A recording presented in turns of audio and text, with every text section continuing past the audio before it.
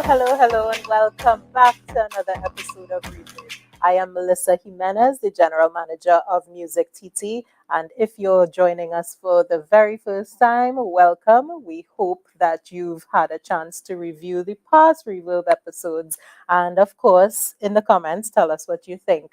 So today, joining me is Navindra Harbukhan of NH Productions. Hi, Navindra. Hi, thank you for having me. I'm loving the whole colorful ensemble today. Normally we see you in black. Because normally every time you see me, we're working. Oh, so that means So I had to ask you out to lime. yeah, Yeah. All exactly, right. So exactly. But we'll I do must that. say, I have been enjoying the Reverb webinar series over the past couple of years. I haven't seen all, but I've selected a few and looked at them, and they were very fantastic. But that was virtual. I would love in your new set. Loving your new set. Thank you for having me. Well, thank you so much for that. So, of course, diving right in, tell us a little bit more about yourself and, of course, about NH Productions. So, well, NH Productions is a videography, is a production company. So I consider myself a videographer. We could go by many names in the industry, director, videographer, cameraman, whatever, right? It's all basically the same thing. We produce video content, we create a video content. But I was never always, and I've only started this journey into videography probably maybe like 7 years now. Because my journey from before, I was an engineer, right? So I studied engineering and I was working in construction in a construction company. But I always had a passion for camera work and photography and that kind of thing. And along the way, it just so happened that I ended up in Carnival, doing a Carnival section with a band, a local band. And along that journey, I wanted to have videography and I wanted to use photography to be able to market the band, market the section. And I looked at hiring people to come and film and do photos and that kind of thing. But somewhere along the way, I mean, I didn't get the vibe, I didn't get the energy from some of them. And they were not producing what it is I wanted. So I just went out there and I just bought a camera and decided to learn on my own on how to do this thing. And I just fell in love with it. Fell in love with it so much that the Carnival section just kept doubling in the numbers every year. And this was back in 2011 when it had no Instagram video, no Facebook video. All it had was YouTube, right? So it was the pretty early stages of social media as we know it right now. So I was able to ride that wave and things just started to snowball and I started to do more and more work. People started to see what I was able to do and called me out to do small jobs, and then that grew into bigger jobs. And I left construction and now I do this full time. You know, it's so interesting to me. When we speak to a lot of different persons, talk about a pivot. exactly, that is what I'm getting at. When you speak to a lot of persons in the entertainment industry, a lot of them come from engineering background. Right. And it's like complete. So it's like, but how are you going from engineering to entertainment? Well, I definitely bring my meticulous way about it, right? Because you And can't, they usually do, yes. you can't be doing engineering and doing construction and do halfway work. The building will collapse. Correct. So yeah. So I definitely bring that OCD element across into my productions. Correct. And you made the point that you're self-made and that you taught yourself. You went and you buy your own camera, you do what you had to do. Yeah. And that, I guess, is a lot of how other people enter into the same sphere, right? A lot of videographers do that. Yeah, and that's good because now you build a name for yourself. Correct, and photographers and designers. Yes, graphic artists. A lot of almost everybody in the content creation sphere are self-taught. Right, very few would go to school and study it, but a lot of them do it as a passion that they always had, and they do it as a side job or a hobby.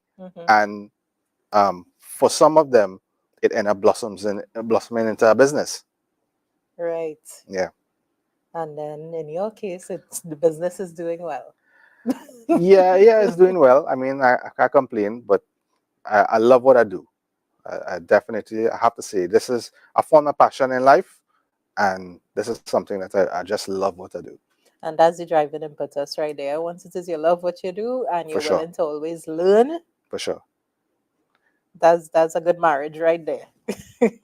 So getting into talking about the videographer as it relates to the music industry now. So I would imagine you have a lot of artists and the producers to deal with, or the artist managers, etc. So what would be your conversation to them in terms of getting started in doing what they're doing, whether it be for the artist itself or even for other videographers coming in? So video and music go hand in hand. And but in the past, it started to go hand in hand when it came to the music video and maybe a live broadcast, and that was it. Once it comes to video and music, that is where it really lie. Mm-hmm. A music video and maybe a live broadcast or a concert or that kind of thing Right. that is rebroadcasted. But now, with the advent of all of the social media platforms in embracing video, um, and you have the Instagram and you have the TikTok and the Facebook and the Reels, and it has so many. There's a plethora of of things that you could put video on now. Video has become very, very important. It is one of the best tools in the music in an artist toolkit. Mm-hmm. You know, and every artist needs to to embrace video Mm-hmm. in their daily lives as an artist and in the production of the music, in the creation of the music, in the marketing of the music, and everything. Mm-hmm. And I would extend that to entertainment on the whole need to embrace Of course, video, of course. except for me. I don't like video.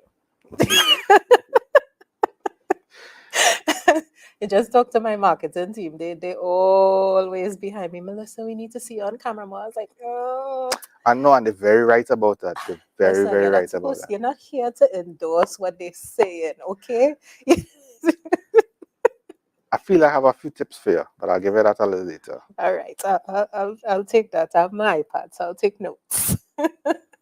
So, in terms of the artists, okay, so we're saying that video revolves where the artist is concerned around music videos and live shows and what. So we know that That was the past. that was the past, right? So in terms of how they marry each other now, what sort of comments would you make around that? Well, they still exist. They still need for a music video, and as a matter of fact, I think um, most songs that an artist release should go out with some sort of visualizer, Mm, whether it be a full music video or a lyric video or a visualizer video, something that is visually, that's visual for mhm. people to see. Because people like to they put on their YouTube or they play their music and they would like to see the videos playing. Sometimes, I mean, it's so important because, like for instance, I work for various soca artists and I tour with various soca artists from Marshall, Kes, Farmer, and Happy, Mhm. right? And I was touring with Farmer and we were going up the Caribbean, in all of these small islands, and we would see some of his music that is not playing in Trinidad, Mhm. right? Or wasn't very successful in terms of it was good songs, but it wasn't very successful. You know how soca music is in Trinidad, Right. right? Um, but he did a music video for it. And we just going down the road and we stopped by a restaurant and we were inside the restaurant and they had a TV playing some videos from YouTube. And his music is playing there. And it's a song that he has not performed and came to the island not knowing that it was popular. And then we started to look at it and realize that it is the music video that caused Mm, this song to travel to that particular island and those particular islands.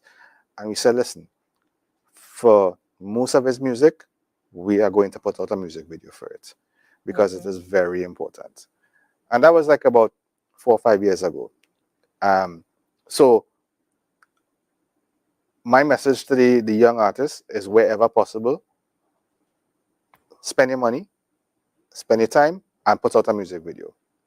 Put out a Right. music video for your music because it's a visual representation of the creation I Is was that literally now going to say those exact yeah, same yeah. words. Yeah. So you touch on money there. I So touch on money. yeah, you touch on money. So the young gun artists now coming up and stuff, they can't afford NH Productions. So who they gonna tap into to thing? I know in some of our discussions before you would have mentioned, pulling your peer along. You help the person grow, they help you grow, and you sort of work together and come up from that. Yeah, I mean, a lot of I spend a lot of time on social media just researching and seeing what's happening out there with the popular artists, but also with the upcoming artists. Mm-hmm. And then also my work with MusicTT, I also see a lot of the upcoming artists and interact with them through Mm-hmm. the different programs that we do. And I see that they look up to the bigger artists locally and internationally and try to do exactly what they're doing, and try to reach where they can't reach. Mm-hmm. They don't have the budgets for these type of fantastic music Right. videos or fantastic productions. But that doesn't mean that they have to do those fantastic productions for their song. There are ways that they can create a simpler, more effective music video, create a concept that suits your pockets. But not only that, you don't have to aspire to immediately go out and get the hottest videographer who does music videos. Mm-hmm. You know, um, and they have quite a few in Trinidad Mm-hmm. who videographers who do pretty good music videos and excellent music videos. As a matter of fact, you don't have to just run them down. Um, you could find concepts that could utilize your phone to create something, create a visualizer. You may have a friend who has an interest in doing this. Use them, right? Mm-hmm. Use them. Buy a camera, or help them buy a camera and create something, right? Mm-hmm. Create. I mean, sometimes you look back at your first productions and you cringe, but you have to start somewhere. We all start somewhere, right? And in so doing, you bring your friend along and they get to learn the business, they get to learn the video production, they may get appreciation for it, and you both grow together, Mm-hmm. So it's a peer helping a peer. Right. And inside of that, you also mentioned being able to do it yourself. So over the 3 years of us doing Reverb, there are certain episodes that are like DIY musicianship episodes. Right. And one of them in particular, we had Antonio Aki come and teach them how to make a music I video saw that with with his your phone. phone. Yes, I saw that. So if they didn't check that out, Yeah, I hope they need to go definitely check check it that out. out. Definitely check that out. I mean, you can simply search on YouTube iPhone music video, and you'll get a whole lot, and you'll be surprised what people were doing with phones. Not only now, I mean, the phones, the Samsung and the iPhones now are very good in terms of the camera quality, Mhm. but people were doing this on iPhone 213 and 415, and they were creative in how they were doing it. And there's a lot of news and free software around that they could Definitely. tap into for the editing and all these different things Apps and afterwards. software. Yeah, Yeah, free to use. Now is the best time to get into to content creation. The bar is so low in terms of monetary, what it takes to get into the content creation. There's no better time than now. right. And tell me about, or should I say, let's talk a little bit about storytelling. Mm. So for me, I personally fed up with the wine, jam, jam, a whole bunch of girls come half naked, wine down the place, music video done. I can't take it anymore. I like when you listen to the lyrics sometimes, the lyrics sometimes does most of the times doesn't even lend to what they create the video to be. And I'm like, but you could do so much more with this concept and build out this creative idea. I like stories. I think, and I agree with you 100%. I love stories. And we are storytelling people, the Caribbean people. We are storytelling Correct. people. I mean, if I just sit down here and I say, "Here now, Melissa, you wouldn't believe what happened coming down the road here." Already, I don't pique your interest. You want to know, what's going What on. had happened Yeah, was what had happened was. we are storytellers in the way we speak and the way how we carry about our general lives. But what I see, I mean, I'm not knocking the 100% the It wine has and its jam videos. place. It has Yes. its place, right? For the right song, it has its place. But what I see, what I am seeing is that those videos tend to do a lot better than other videos, other music videos, because it have half naked girls in it, right? Right. So Always sex so sells. everybody sex sells. So everybody was like, yeah, let's put some half naked girls in it, and the music video will go very far. But then how does that doesn't necessarily make you a better artist. That doesn't necessarily make people like your music, right? It could attract people to hear your music, but that is not going to make them like your music. It's not going to make you a better artist, and it may not in turn generate income from you from performances or being booked, Right. right?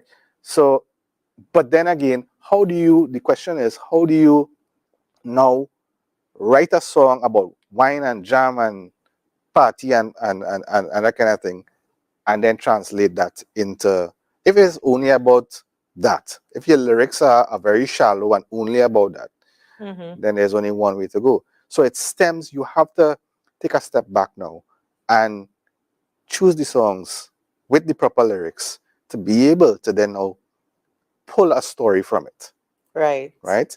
So you can't sing a song about blue and then your music video is about red.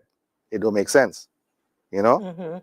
So your lyrics, you have to choose as an artist, you have to choose your lyrics, write your lyrics that tells a story, and then from that now the music video only enhances that story. The music video can't be totally different, but it is there to enhance the story. So Right. storytelling is very important. And I'll give an example. when Farmer came out with Hookin' Me, we knew Love that song. well in advance that song was going to be a hit, right? Is one of the few times that you could actually hear something and know it's going to be a hit. We had the concept for that music video before the song was properly written. Farmer said, all I see is this woman putting me out my house. Right? And I was like, yeah, she should pack up all your clothes in a garbage bag and throw it out. Right? And we had that concept before the song was written. So when the song was written, it was written around that as well. And we had to put a music video out. But something happened that we couldn't get the music video done in time for the release of the song. So we released the song, and then a month later, at the end of October of 2018, we shot the music video and put it out. And the song did well when it was initially released, but as the music video hit and the visuals for it expanded on the storyline. See the bacchanal going on. You see the bacchanal going on, you see the garbage bag pelting, he throw the house here on the ground, and that just took it to a whole different level. And that is what a music video is for, to take your music to a whole different level and get it to that audience. Not necessarily the sex sales part. You know what I mean? What do you think about those persons now that doing the mini movie trailer thing before the music video actually starts? So like the first person I saw do that was Irfan, and he had his launch can't remember the place, somewhere in Sinclair, and there was this whole I think it was probably like 3-4 minutes long before, and a whole movie trailer thing leading up to it, and then the music video actually starts, so it flows into it. And I saw a few other persons well after that started doing it. Yeah, and that's trying to what they're trying to do there is that they're trying to create the story and or trying to set the stage for telling the story, and that's a double-edged sword. It could be a positive and it could be a negative. What way? I've seen it done properly. Our attention span is very short right now for content consumption, so I would not suggest that those intros to those music videos or that kind of thing be anything longer than 45 seconds, as short as possible, and then you lead into the music. But here's the problem that you also have, because I'm a I'm a consumer of content as well, and I would go on YouTube and I would want to play my favorite soca songs that's current. And sometimes I would be a little aggravated that when I press play, I'm gonna have to listen to 45 minutes of Are you dialogue talking? and action happening before the song starts. So I came up with a tip. If your music video is going to have an intro like that, Mm-hmm. also release a audio only version on YouTube, right? So you have a Okay. music video version and you have an Mhm. audio only version. So if people want to consume a music video, they can consume it. If they just want to consume the audio, they'll consume the audio. At the end of the day, your music is being played. So in other words, they're setting it up as two different things. So one would be like a extended play version where they Which is the have all that extra yes. And then movie one trailer and then thing, and and no, and then then one is just the song with the cover art, with the album oh, art. that's what you Yeah, mean. with the album art. Okay. Now, I was thinking that the music video itself would just be the no, you don't music video, no, you and don't then need to there's have that you, part you don't that need to have two music videos. You just need okay, to have the music video that you want to do with your intro if you want to have an intro to it. And then right. you have the regular audio version alone with the album art as the thumbnail. Mm-hmm. So people could put that in a playlist. Right. Imagine you have a playlist and you have some friends over and then it reached that music video and then you have 3 minutes of talking and action and all kind of thing happening before the song actually starts. It just breaks the mood. But artists don't like to put up multiple versions of their songs because they want to see the music video make a million rather than the music video is 500,000 and the audio is 500,000. But at the end of the day, it's the same thing. And not only that, it's different audiences. Exactly. So while you was talking about the audio version with the cover art and stuff, I was also thinking about the karaoke version. Like Yes. we hardly have karaoke versions out here. When you go into them clubs and bars and restaurants and thing, and they have karaoke going up, they have endless music from all over the world. But then Yeah. when it comes to us, it's like in terms of the proper karaoke, line by line, the words come up as you sing along kind of thing. No, they don't have that. They But just have the lyric on top of the thing, people doing that now, and it's just they like, actually making it. People actually making it. But it's good, yeah, if the artist could be forward thinking and then create a karaoke version and put it out there as well, you know. But yes, I've seen people make the karaoke version of popular songs. I've seen Hokkien going in restaurants and bars all over the Caribbean and see they have a karaoke machine and Hokkien is there. Somebody mhm. created it, but But we is didn't. that pricey on the videographer end to do? Because I think one or two persons would have told me that it's kind of pricey. That's why they don't do it. But then those that actually do it outsource to like what is the name of that platform? Fiverr, Yeah. and they get somebody to just do it there Yeah, for them instead. get somebody for $5 to do it. Five Sure. dollars from India. Just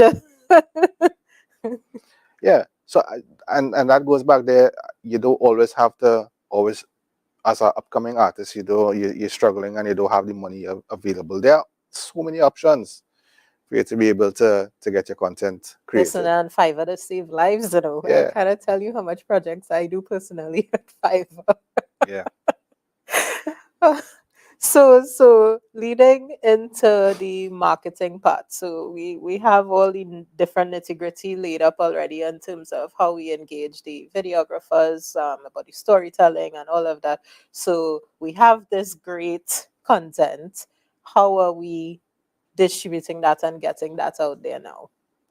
Well, um, first and foremost, you need to create your own YouTube channel, right? Amen. Your Hallelujah. own presence on YouTube, um, where you upload all your videos, all your music Mm-hmm, videos, and any content that you feel that you have curated and is proper for that platform, you mm-hmm, put it there on your own page. So when people go and search your name, your channel comes up as well as one of the top search results. mm-hmm, I'm not saying that to say that you don't distribute it in other places. mm-hmm. There are other YouTube channels that feature that their job is just to put content out, Right. right? All new soca content. But you see, the thing is that they put out in a season, they putting out thousands of Correct. songs in any one Trinidad Carnival season. It's thousands of songs coming out, and that's for soca. Um, so imagine you're an upcoming artist and you are there in that thousand. You're Mm-hmm, gonna get lost in the fray, mm-hmm. right? But it's still, people are still going to see it, right? It may not get the amount of views that you expect it to get, but at least on your page, you now know that you have your page. People can search you, can find your content, and look at your video, and then you can then use the link to then send to people, whoever, and do your own marketing, or if you have somebody helping you with marketing, they market your product, market your music video across the world. And I would definitely echo that sentiment. You know, yes, you use your mix, but it is important for you to have a home base for your fans, which is what a lot of them miss the mark on Yeah. by just distributing it to these other channels and Yeah. then just leaving it there and hoping, you know, that something drop out of the sky for them. A website is important as well, but I think a YouTube channel for your content, well, a place for your music to reside, your YouTube channel, you have a Spotify channel, SoundCloud, iTunes. I think those trump with your branding. With your branding, trumps our website. Our website is now a place that you can call a landing page, right? It is one space that branches out to everything else. Right. It ties all of the platforms together. Right. But yeah, you start with making sure that you have your content at everywhere, distributed everywhere, and then you use your website to then veer people to where your content is, to purchase your music, to your social media, to everything. Correct. Send them to where you want them to go. Exactly. But then at the same time, they also get to explore other stuff that you're working on when they land there, right? Yes. That pique their interest. So let's talk about the ways in which artists can now create new content, like the behind the scenes, the TikTok craze that going on right now. Yeah. And will continue for some time. So let's talk to that. So like you said earlier, you don't like you don't like video, you have to be there, but that is what it's all about. And this is why TikTok is surpassing all the other social media platforms, or has surpassed all of the other social media platforms, because the content that people are putting up there is very personable. It's someone just talking to their phone and explaining what they do, whether it be makeup, whether it be whatever, right? A tutorial I saw, there's a guy called Trini Mechanic. All he did was show how to take the yellow out of your headlights, and he did that in a couple minutes and showed you step by step. And that video in one day got 400,000 views, not only in Trinidad, all across the world, and it's still growing. People are very interested in not only the refined things like your music video content, but they want to see your life. People want to see what's happening with you and your life. And they want to see you on camera, and they want to interact with you. And they want to see the days that you're not having a good day, and the days that you're having a good day, right? Instagram was more about the facade, the filter, the pretty looks. Let's put a filter on this. You curate, you take 1,000 pictures and you choose the best one to post on Instagram. That is what Instagram became, right? TikTok is totally different. TikTok is take me as I am, no makeup, right? No filters, no nothing. Yes, you still have people doing that, but it is a peer into the life of everybody, and it's very captivating. I spend hours on it. I don't have time. But I spend hours on it because it's educational for me to see what is happening, to see how artists could utilize the platform, to see how I could navigate this new platform. And I think that is something that that young artists definitely need to be up to the times with.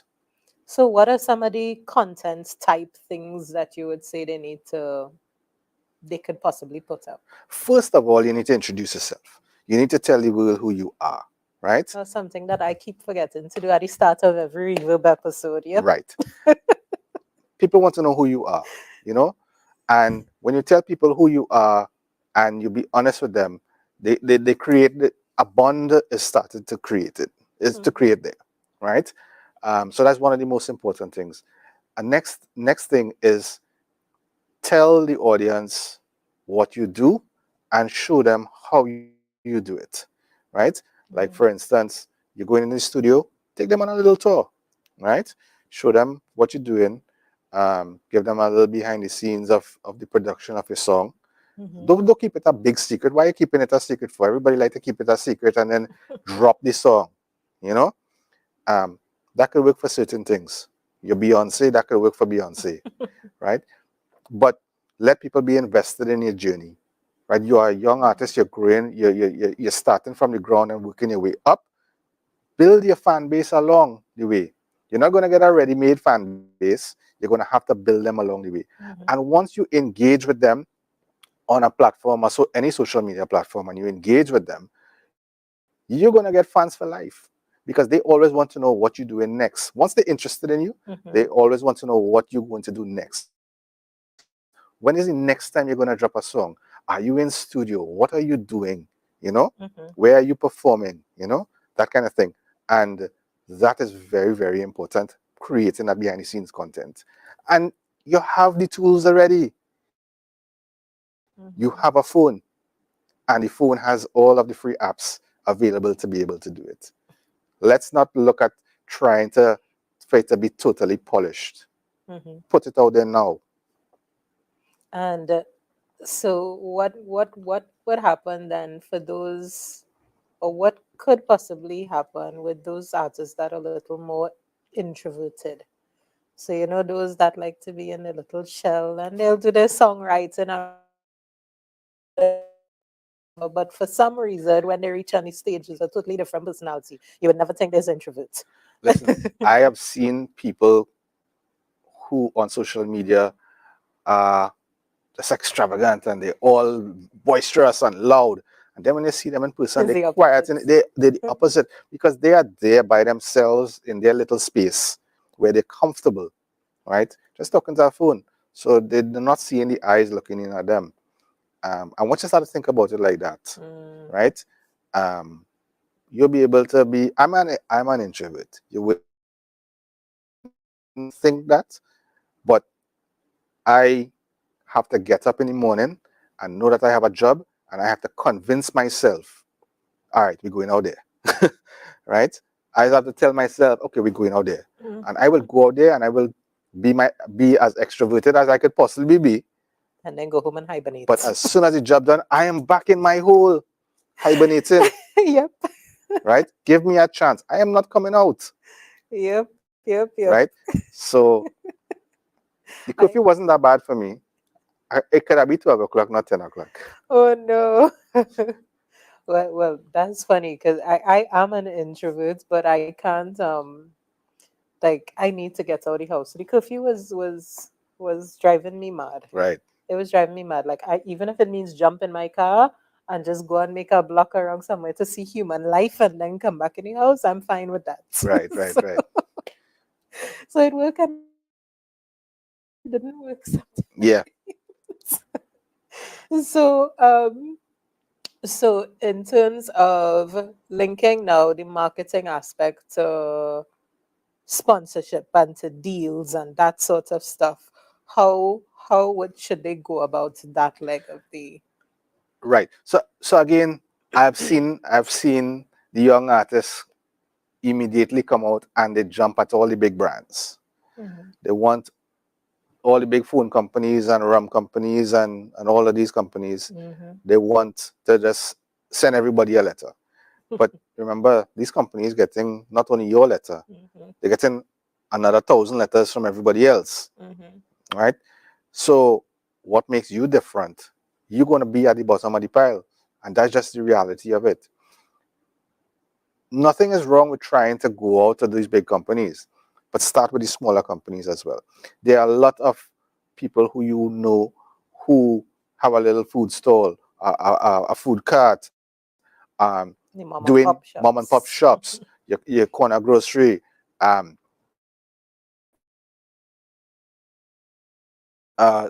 people who doing nails, hairdressers. You know all of these people, entrepreneurs, Trinidad people. I mean, we are entrepreneurial, right? There are a lot of people that, yes, they have the 9 to 5, but they have a side job, right, to make ends meet. So target these people in your community, your friends and your family who have little small businesses that want to grow. And just the same way that you're doing with your friend who has an interest in photography or your friend who has an interest in videography, you grow together, right? And let them help you. It could be $500. $500 for a young artist could go a long way, Right. right? $500 could pay for a semi-decent photo shoot that you could be able to get your headshots, you know, um, sponsored by whoever it is. And in so doing, you grow and the businesses around you grow. Your friends and the entrepreneurs around you grow. And I know this is not video related, but I like that you say actually getting headshots because boy, oh boy, for our spotlight program, the kind of shots we just get sometimes.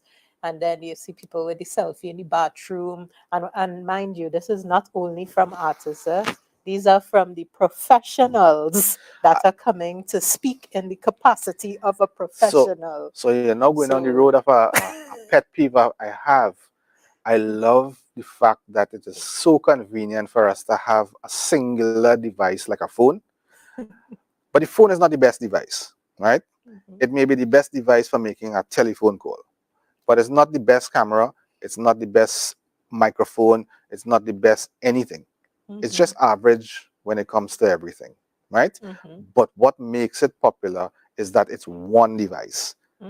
It's not the best laptop. It's not the best computer, but it's one device that you can have all of these multiple use devices in.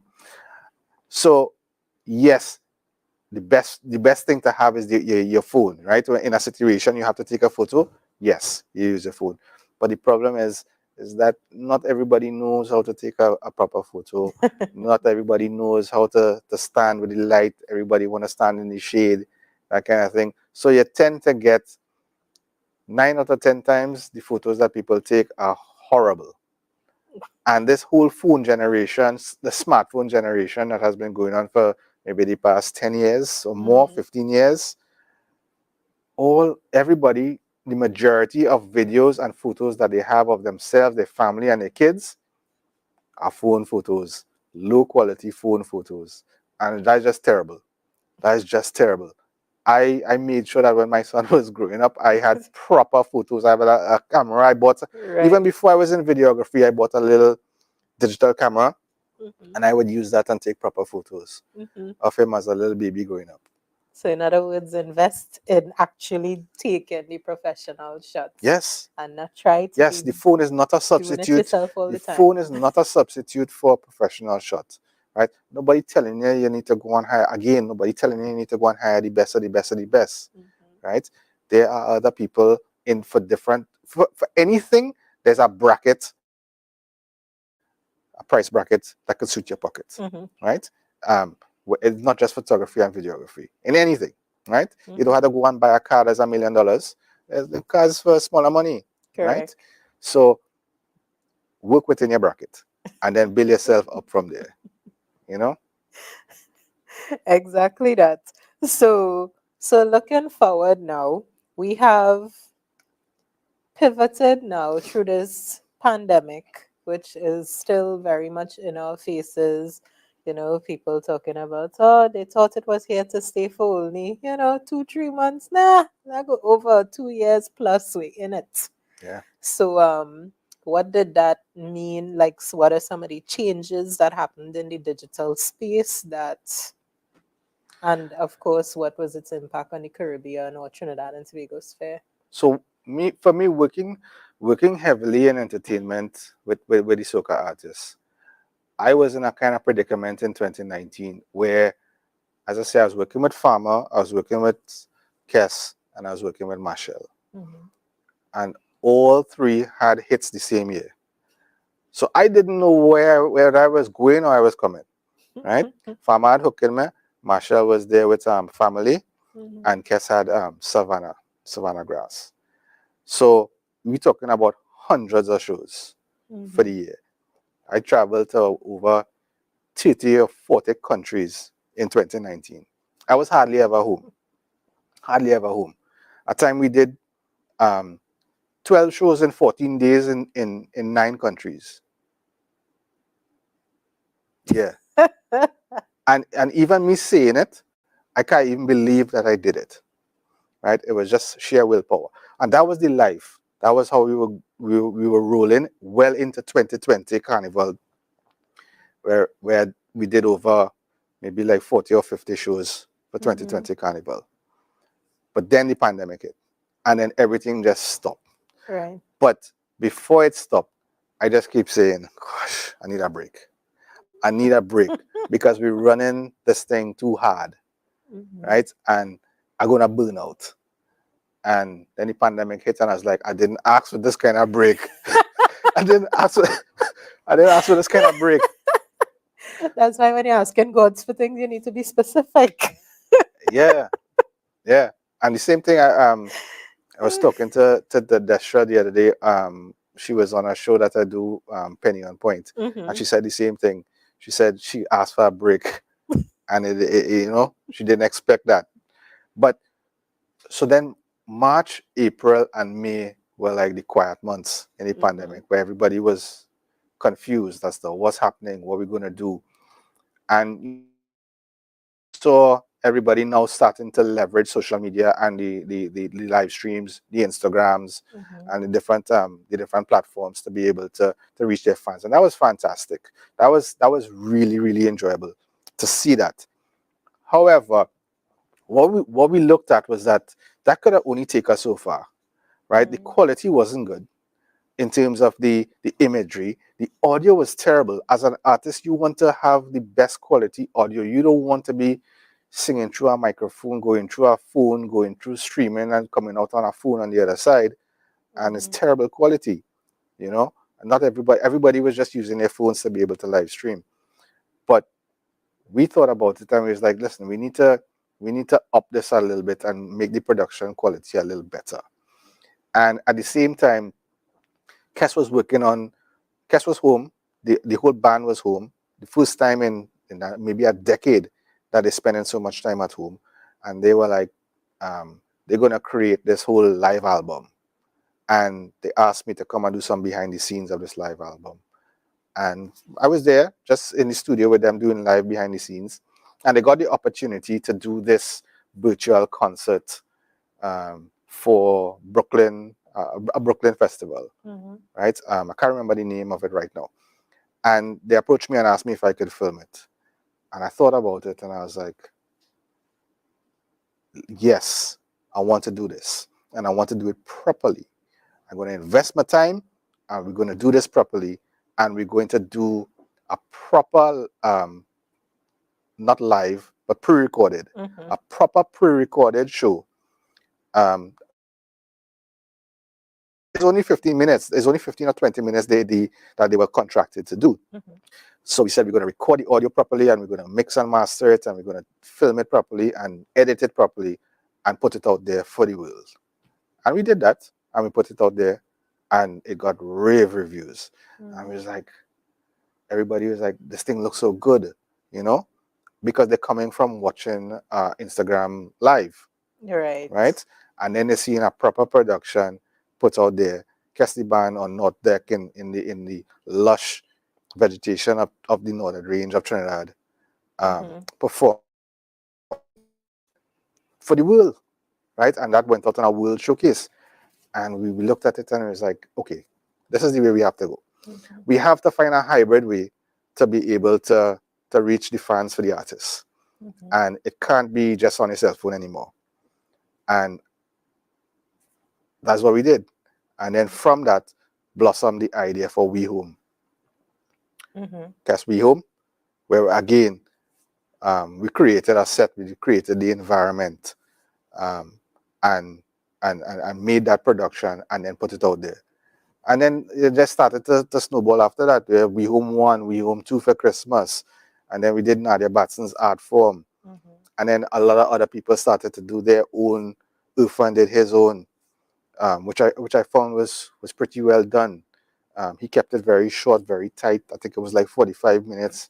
And it was him just walking through a space and a different scene, different rooms. And he was singing with the band in a space. And I found that was pretty interesting the way that he did it. And I enjoyed it. And then others started to do the traditional way. Second Star did his own, which was more of a hybrid with an The audience live audience. at Queen's Hall Mm-hmm. and a live performance. So the pandemic showed us how to pivot and how to be able to reach the audience in different ways. Mm-hmm. That was than we would have done traditionally in the past. So why do you think for that entertainment sphere that it literally took a pandemic happening for us to get to that point? Because none of this is new. No, It's new to us, but none of this is new. video conferencing is new. Is not new. Live streaming is not new. None is new. Mhm. None of these things are new. Kenny Phillip actually was live streaming long before everybody Yes, I else, know that. right? Mhm. So I class Kenny as a visionary, right? Kenny has his studio set up, and he would have his artists come in, and he would do his live stream shows on a Friday or once a month or that kind of thing, Mhm. and then he really went into the pandemic, Mhm. right? And tried to monetize it and so on. So, but he was doing it well before everybody else, Mhm. locally, that is. Yeah. So I don't know why it took us so long to get to that point. I guess we're very visual people. I Sometimes guess you need that a maybe bump. want to So, be there in sometimes, I person and mean, physical, a but lot of good things came out of the pandemic. Bad things happened, but a lot of good things came out of it.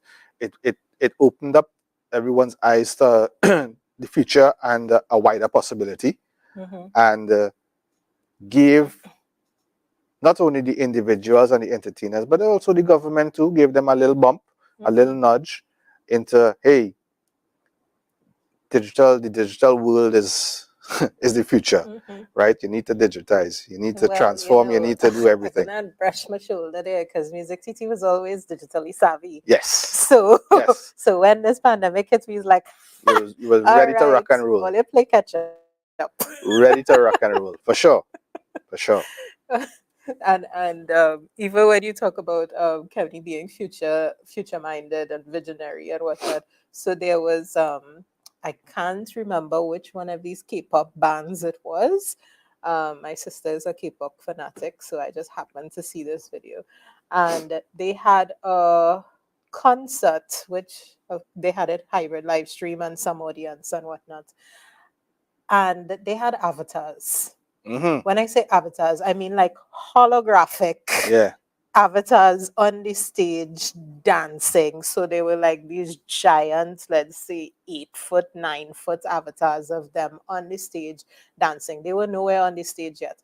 But looking at it, it did not look like avatars. right. It just looked like they used some sort of mechanism to make them look larger, but they Yeah, yeah, weren't on the stage. yeah, yeah. And they are dancing and they're singing away and whatever, whatever. And the audience is there, going crazy and wild because K-pop audiences are different kind of people. Yeah, yeah. I know, I Whew, know.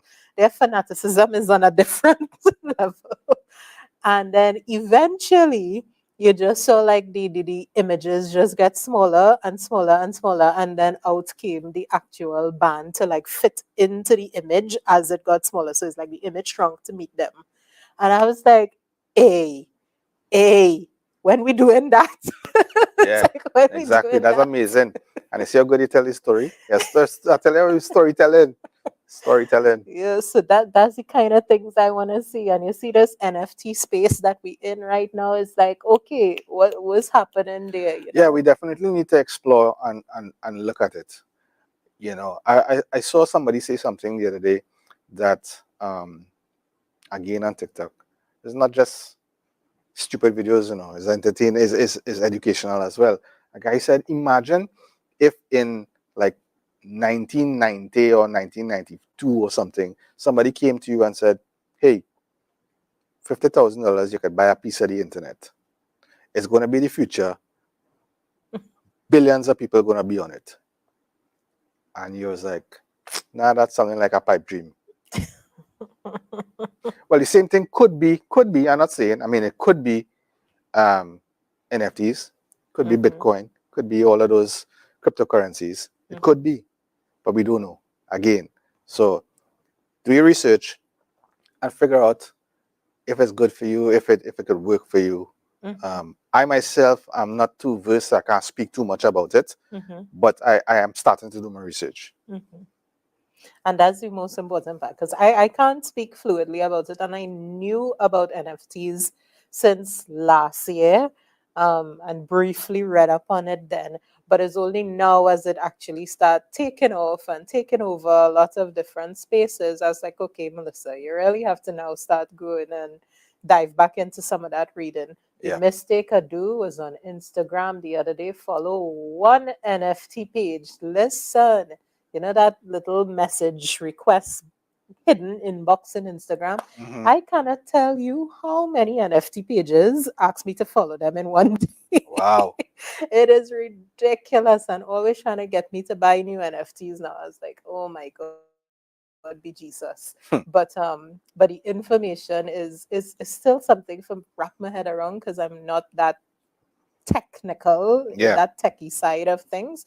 So it's just a lot of milling around and figuring it out and likening it to something else to Well, you figure could out liken it to what it really is. like for instance, you could own the Mona Lisa, like you could own the original one, Mhm, right? And you can have a certificate that says you own it. mhm. But everybody else could have a picture of it that they print out and put on the wall, Correct. and they could still enjoy it, but they will never own it. So because you have the only version of it and you own it, it's worth something, Right. and it's proved. It's you can prove that you own it, right, through the blockchain. Mm-hmm. And because you can prove that you own it, you can now sell it, and it can appreciate or depreciate in value, right? Just Mm-hmm. like any other commodity. And that's basically what it is. You Right. own it. Right. And now the Before, you concern. could not have owned something on the internet, on the digital sphere. Now you do. Mm-hmm. And now it's to see how our governments, not even locally, but just regionally, sort of handle this because I know when the blockchain thing come up, the banks are like, no, we don't want no part of this and da, da, da. The banks are always on the And trailing end of technology and innovation. Always on the trailing end. I mean, locally, we've only now received chip cards. yes, But I have friends abroad that who has have been chip cards around for for a many, while. many years. Mm-hmm. Tap to pay, many, many years. Yep. So, Yeah. And I see like a few years ago, probably about 5 or 6 years ago, I think the first restaurant I noticed to take Bitcoin was Trotters. yeah, So Trotters has a sign I outside saw where that. they say accept Visa, accept Yeah, Mastercard, they accept Bitcoin. yeah, So like I say, all right, Trotters, you yeah. go Trotter, all right. At that point, they probably only had about 5 people who would have been able to pay with Bitcoin. But Probably, but still, then they know the audience that goes to that restaurant. exactly, So exactly. yeah. Yeah. So it'll be interesting to see in this techie age how we develop from here because just the Caribbean on the whole always just 10 years behind something that just happened. Don't mind, we're the first to get the information. Of So as course. soon as it happened, We it know. reached split second We here, know. right? We know about it. But then when it comes to implementation, that's where everything falls down. We Yeah. had to do 20, 100 million policies before it could even get somewhere. And the 20 million policies take 10 years. Yeah. And then by that time, that policy defunct because something else replaced it. Exactly. So hopefully, if it's anything All we that have to do being is in this just pandemic all we teaches have to us do is break is that cycle, that 10-year cycle, and bring it down to 5 years, bring exactly, it down to 3 years, and that kind of thing. exactly. Hopefully, they will be able to do so much in 2 years plus. Let's see Yeah. what happens to come. So, give me some quick tips for artists, again, just to sum up things in terms of working with their videographers or doing stuff on their own, if in the case of the DIY musicians, that they can walk away with. Well, I think we touched on a lot of them before. Mhm. Um, Introduce yourself to your audience, and secondly, start to do a lot of behind the scenes and post that content out there across all the platforms. Mhm. Don't just go on the TikTok alone, Correct. right? Don't forget you have Twitter. Don't forget you have Instagram. The more places that you post the content, the more reach you have, and then Mhm. you will get cross pollination of the fans. Mhm. Those who are on Facebook, which tend to be nowadays the older ones, can come across their TikTok page. Mhm. Post it everywhere, and most importantly, I mean, this is not a social media thing, but this is most importantly a tip for artists. Curate the people that are around you and ensure that they are like-minded and either working with a common goal towards making you a better artist, right? Whether it be your friend who's a graphic artist or your friend who is a photographer or your friend who could help you produce the music or that kind of thing. Curate the people around you and make sure that they are around you because they want to see you grow, and then in turn you help them grow. Too many times I've seen the yes people surrounding these artists, and you're not getting the best quality coming out of the artists because they they surround themselves with people who just tell them yes, and they respect those statements, and they feel that they're doing well when they're not. Right. Right, and understand that again, social media is your friend, and that is where it is in terms of pushing your music. I'm not telling you to forget the radio, but the radio is less important now, right? Yes, having your music play on radio lends a certain stamp of approval, right? But having your music played by millions of people around the world on social media or being streamed by Spotify is more important than it being played on the radio. So the digital space is a lot more important. Yeah. If you can conquer the digital space, radio will beg you for your music, right? As a matter of fact, they might even contact you. They might find your music elsewhere without even contacting you and play it. And we have reverbs on that too. Yes. Yes. Seeing about your metadata and learning how to hone your digital space and that Correct. kind of thing. So we have the information there. So hopefully they go looking for it. Yeah. Yeah, for sure. But yeah, I mean, I love seeing, looking out at this fair and seeing the young artists. I just recently did this was like between June and August, we did 7 episodes in collaboration with Dslr called Safe and Sound. And what we did was we went out with the notion of we were back on lockdown, or we were continuing to be on lockdown. Nobody could go out and party, so we wanted to do a production where artists was in their home, in their own space, but we wanted it to look good as well. I like to have a certain level of polish on my products that I create. So we created a good product, but we didn't only gravitate towards all of the big name artists. We also featured some of the up and coming artists like the Jimmy October and the Coutin and the Annalie Prime, and these are the artists. In addition to the established ones, the Isasha, the Voice, the Nadia Batson. We brought in Vonette Bigford there to lend her jazz influence in one of the episodes. And that is what we need to do. And in working with these artists, I get to see how talented they are. And all they really need is that extra push, that extra, support to be able to push the music to our next level. And hopefully, as you said, they have the right people around them to do that, and not just the yes men. And Create so. once you are creating good content, once you are creating good content, good music, it will reach. It will reach. It will just like oil, it will just float to the top on top of the water.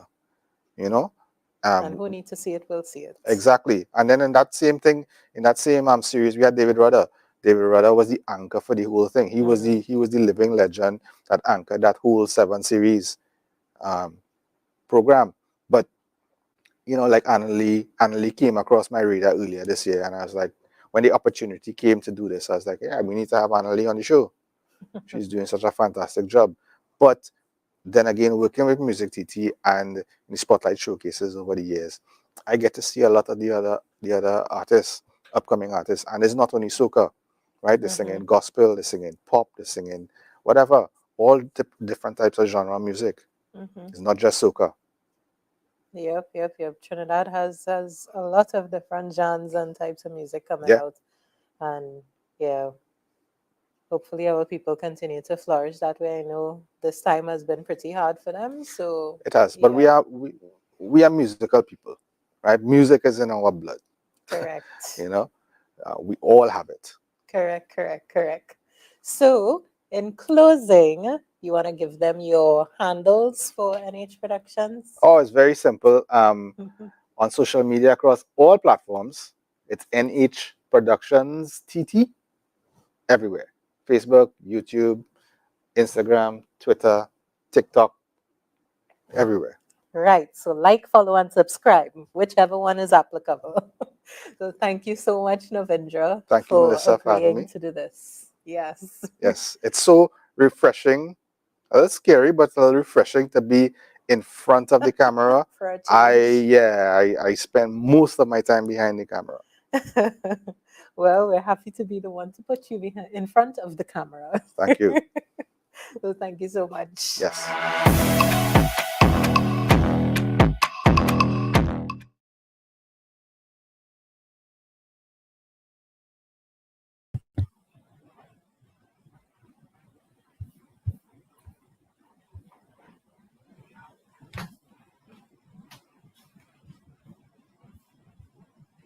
Good night, everybody. Do we have any questions? You all hearing me?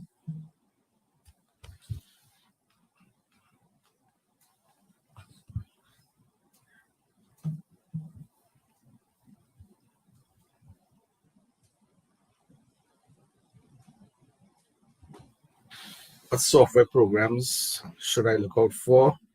I'm now starting off. Well, I mean, if you're now starting off, I would suggest you. Well, obviously, you will probably be starting off in the mobile space, and one of the best softwares in the mobile space right now is CapCut. There are quite a few, but CapCut is the most popular one that people use in the mobile sphere to edit their videos for TikTok, um, Instagram Reels, etc. And it's very powerful. As a matter of fact, CapCut is now coming to the desktop and laptops. I think they have a Mac version now, and then soon a version for the PC. So it'll be interesting. I'll be trying it out as soon as it's available. I'm a PC user.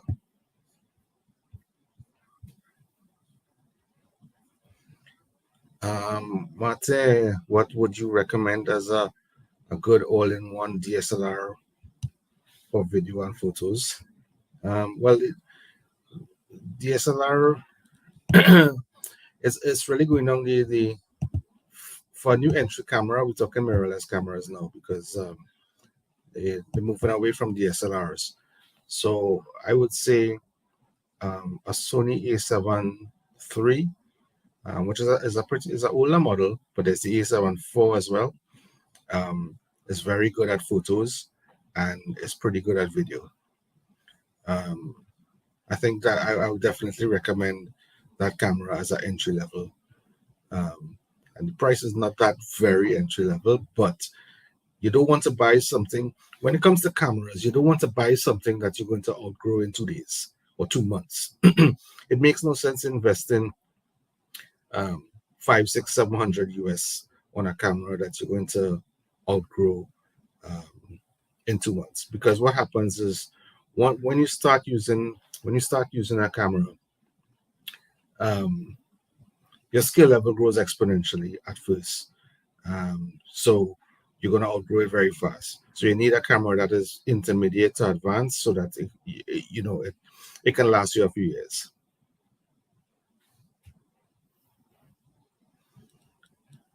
Emmanuel, how do you stay true to our brand and identity while still optimizing on new trends and waves of content across different social media platforms?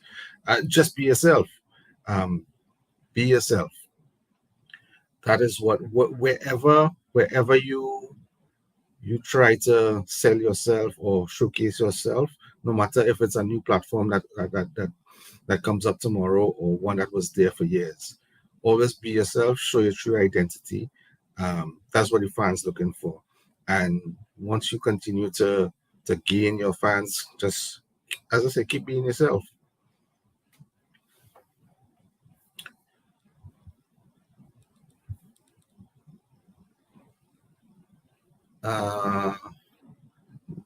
Noche Blanca, that is a $1 billion question. Unfortunately, I don't have the answer for that. If I did, I would be very wealthy. Tricky rules to be high. The question was, what are tricky rules needed to be, well, to gain traction in Spotify, to be hired so as to gain traction in Spotify? I really can't answer that question. I don't have the answer to that.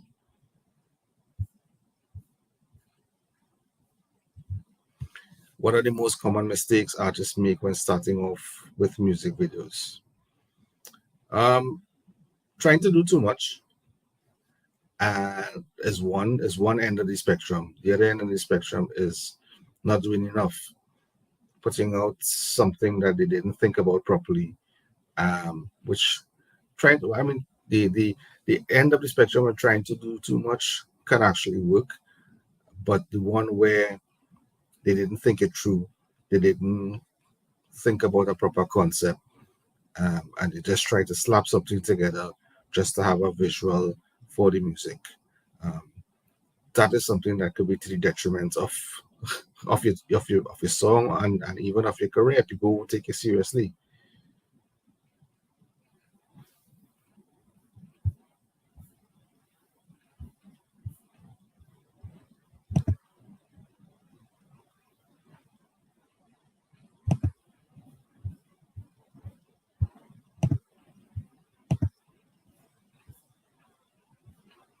Any more questions?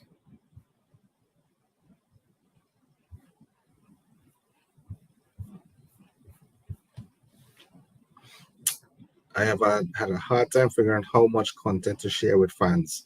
Any advice on where to draw the line? Try not to delve too much into your private life. That is a personal decision where you want to draw that line. But I guess for each artist and each artist's personality, they will have to make that decision on where to draw the line. But try to keep as much of your private life as private as possible.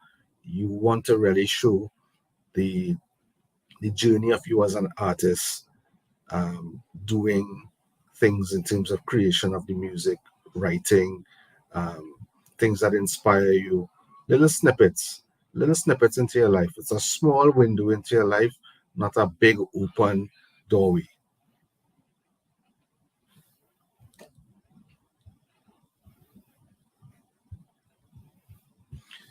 Where can we learn the basics of videography, shots, angles, etc.? The internet is your friend. That is where I learned everything, just by consuming thousands of hours of video.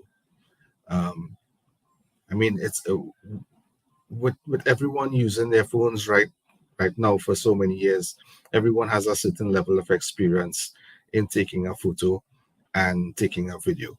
And once you go on the internet, search some YouTube videos, there's so much content out there in terms of teaching you how to take a proper photo, how to light up, how to light a subject, how to take proper video. And it's much easier now than when I started before.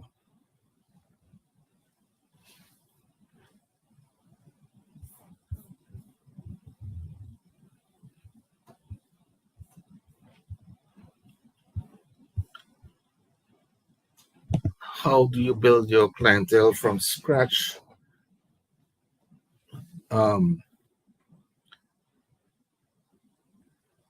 Is there a big demand for professional videography?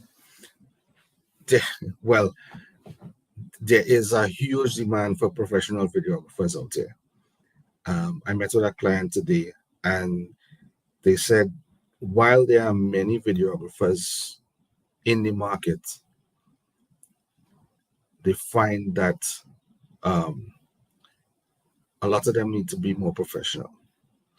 in terms of how they do the business. And that is the major downfall of a lot of videographers in this industry, is that they come on board, they come to do it, and they're not dedicated, they're not very professional, and they need to sharpen up on their business skills. Because at the end of the day, whether you work for an artist or a promoter or a big international corporation, it's all business at the end of the day. You are providing a service. So there is the market out here for many videographers because video is now king, and all companies will tend to implement some sort of video into their business portfolio at some point in time. There's still many companies that haven't come on board, but the social media will keep on pushing them to be able to create content, because that is how they're going to most effectively reach their clientele and their customer base.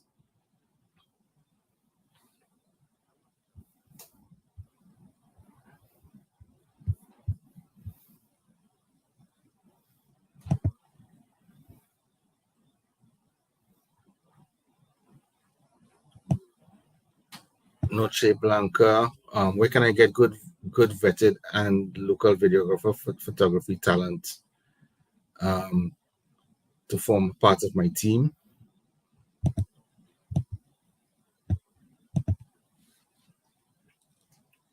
Again, social media. I follow quite a bit of videographers and photographers, just because I want to see what's happening, what everyone's doing, what's the trend, and also to support. So I mean, Instagram has a lot of them out there locally, and all you have to do is, once you find them, you follow them. You can get some of them on TikTok now. Look at their work, reach out to them via direct messaging, and see who fits your niche, who you jive with, because at the end of the day, you're both creatives, and you want someone that you can select to execute your vision. So they have to be on the same wavelength.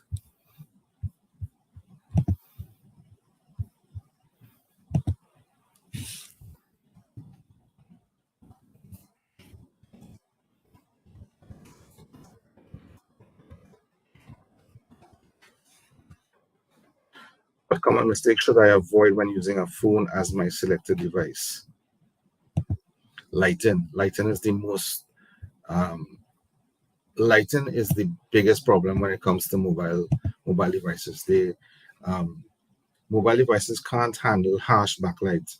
So if there's light behind me, a very harsh light behind me, I'm going to be dark, and the phone can't figure out if I am the subject or the bright light behind me is the subject. So that's why if you don't properly front light or side light the person or the subject with a phone, it doesn't come out good. And anything in the night is very grainy, because phones don't have a lot of they have very, very small sensors, and one of the main drawbacks of having a small sensor is that it doesn't have a lot of low light capabilities, which means that it's grainy and very noisy, as opposed to when you take photos in bright sunlight, it's very crisp, very clear, sharp, saturated. So look at lighting and position yourself where the light is.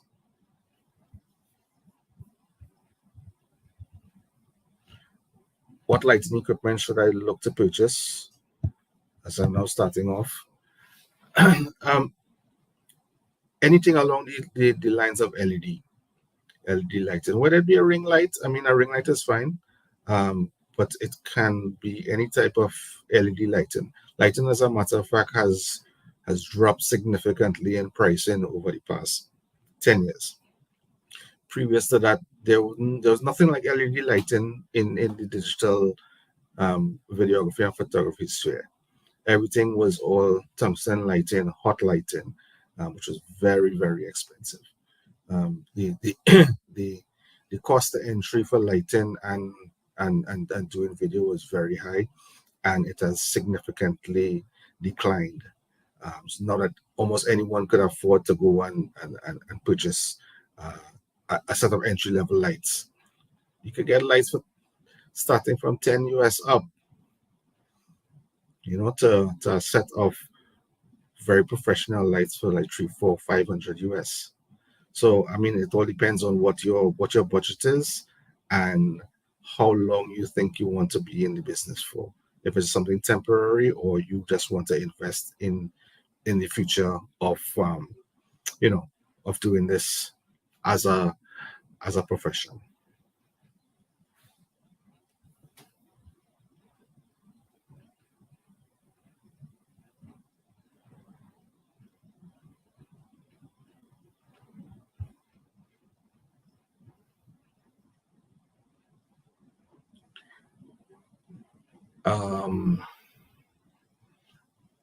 What wisdom as a videographer you now have from experience that you wish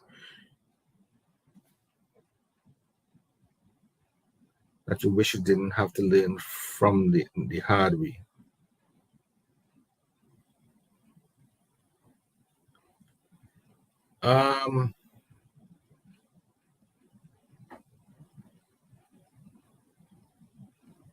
That's a real good question. I don't think there was something that I had to learn from the hard way. What I found was that it was very difficult to get information locally. There was not a society or a team or a group of people coming together to be able to share the knowledge. And I had to go out and find, not only me, everyone else locally would have had to seek the information abroad via YouTube from foreign videographers and photographers. That has since changed. There's a growing community sharing that knowledge. It could be much better. It could be much more open. But yes, that was the hardest part, getting the information.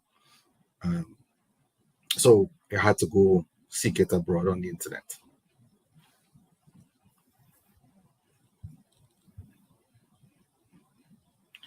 Emmanuel, what strategies can be employed to boost social media presence, and how does the quality of content relate to growth on social media? When you say quality of content, we can say we can talk about two different types of quality. We can talk about the actual quality of the the technical quality of it, and then the quality of the content. Social media and the algorithms of social media lend better to the quality of the content rather than the technical quality. That doesn't mean that you throw technical quality into the wind. However, but you definitely pay more attention to the quality of the content that you're providing. Once you have quality content, people want to know how you do things, how things can be done, tips and tricks, and insights. Once your quality of content piques piques an audience interest, or it's a story, or it's something to make their lives better, or it's entertaining at whatever level, you're going to break through, because that is the trend with the algorithms now. It's no longer about who has the best looking photo or the best looking video. It's all about the content. You know what I mean? Like, for instance, we could put out a very well polished NH Productions type recap video of our event, and it get 100,000 views on social media. But then you find that 2 days later, you put out a phone video of somebody just showing something, even though the camera is shaking, but they show something very interesting. That's one thing that's interesting. And it's shaky camera, the lighting is not that great, but because they're showcasing that one thing that's interesting, it goes viral and gets 500,000 views. Those things happen daily. So it's hit or miss.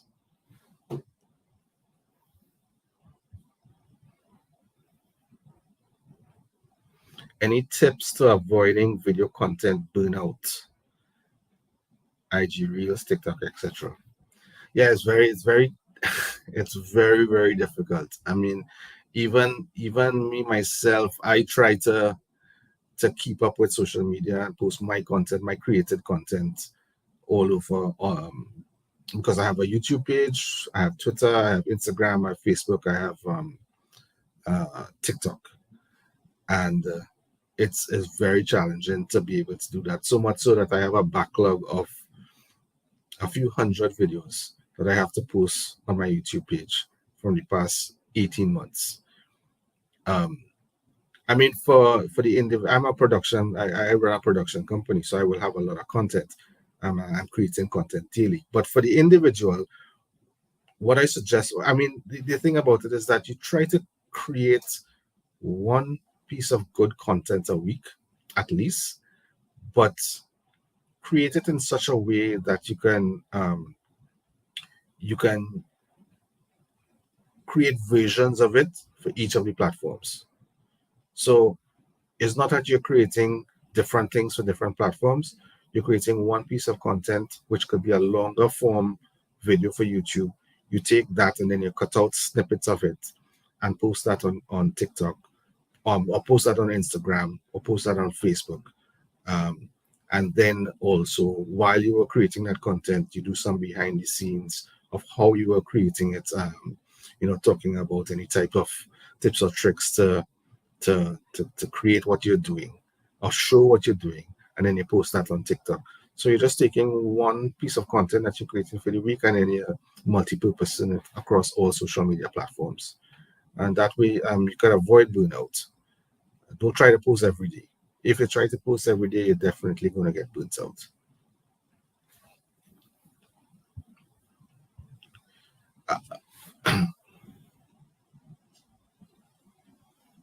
As a video producer, do you have your own personal website for your portfolio and showcasing your work on YouTube?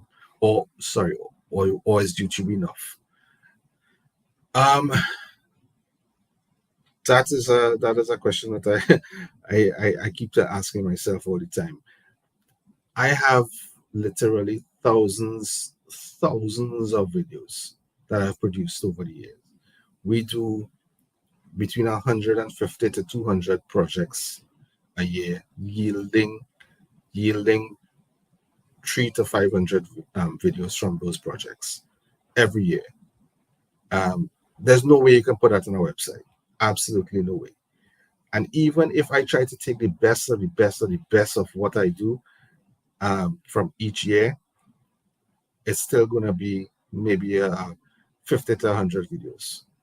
So the website is just a entry point into like describing the company, showcasing some of the things, the most important things that the company, what the company does, and then it's a portal into the video world.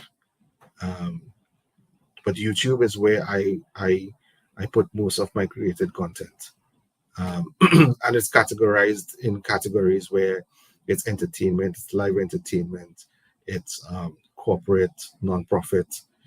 So I tend to direct a lot of our clients there to the page to have a look and browse to see all the different things that we do, because it's well laid out on my YouTube channel.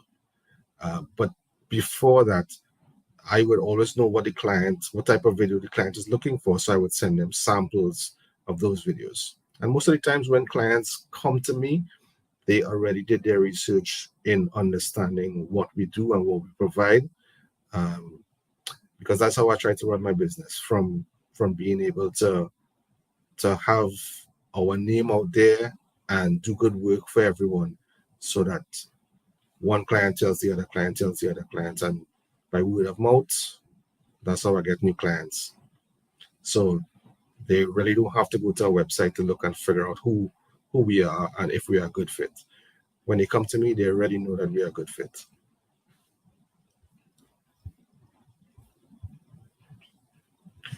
Have you ever experienced the dilemma of being overbooked, where the solution was you having to choose one job over another, How was that experience? Yeah, I mean, overbooking. I do overbook myself, but yes, there are many occasions when I have booked a job and then I have 2 or 3 other offers coming. In this business, you can't overwork yourself. You have to be, for every client you have to give 100%.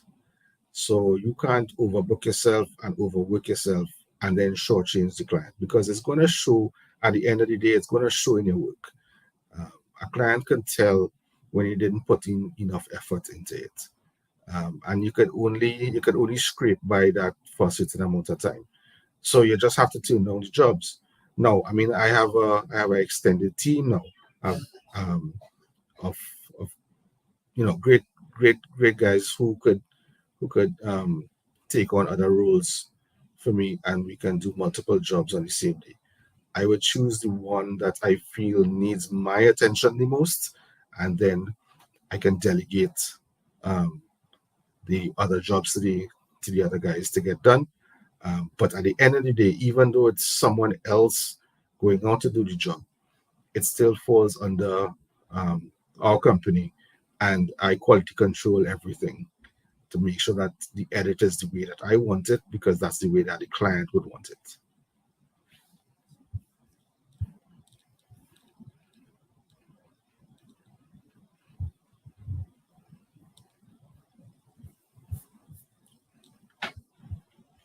That's it. Any more questions?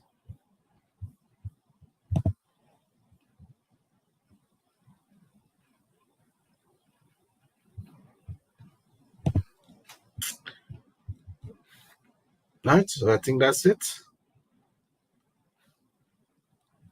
Thank you for everybody who tuned in.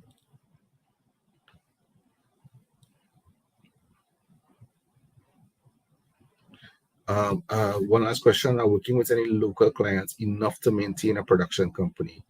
Can a creative survive without international opportunities?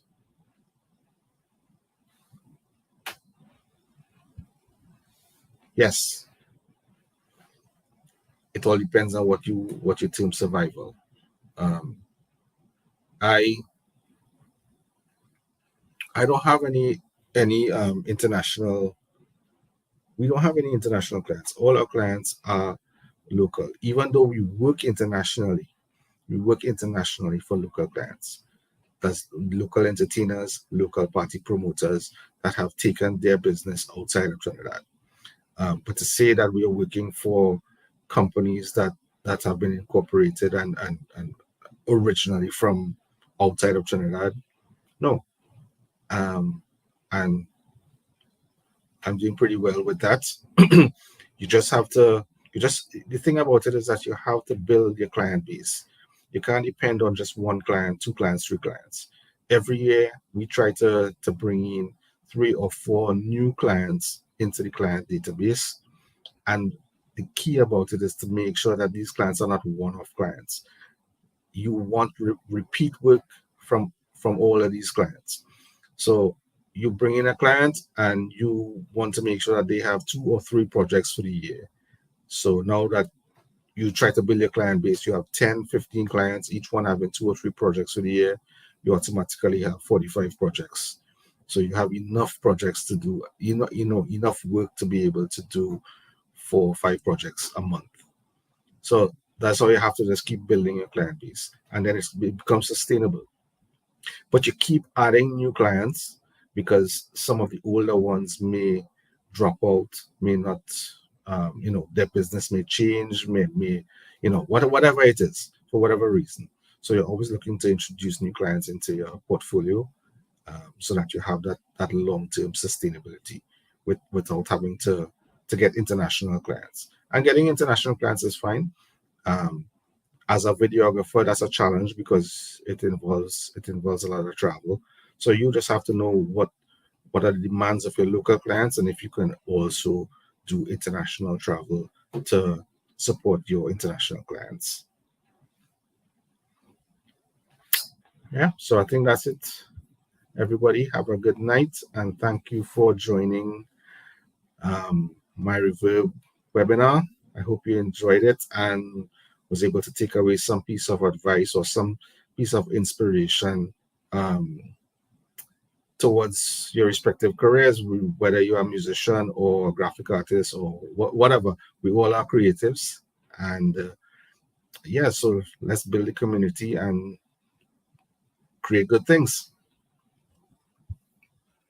Bye.